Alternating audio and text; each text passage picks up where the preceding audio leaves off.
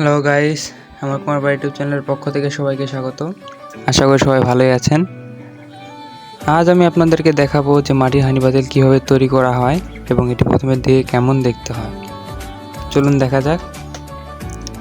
আপনারা দেখছেন যে আপনাদের সামনে গোল জায়গার মতো একটি বস্তু ঘুরতেছে, এটাকে চাক বলা হয়। এর মাধ্যমে হাঁড়ি পাতিল তৈরি করা হয়। হাত এবং চাকের কম্বিনেশনে এই হাঁড়ি পাতিলটা তৈরি করা হয়। তো আপনারা দেখতেছেন প্রথমের দিকে হাঁড়ি পাতিল কেমন হয়।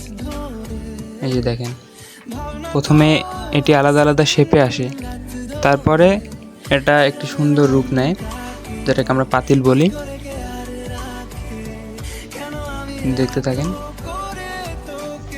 এতটুকুই শেষ না, এখানে হাতেরও কিছু কাজ আছে। এটাকে শুকানোর পর হাতে কিছুক্ষণ পিটা হয়, তারপরে এটা গোল পাতিলের মতো শেপে আসে।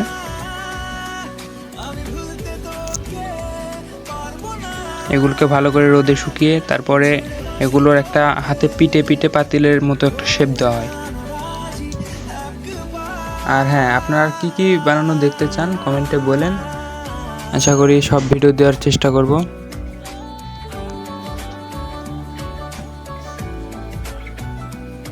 আর এটা আমার নতুন ইউটিউব চ্যানেল এবং ফার্স্ট ভিডিও।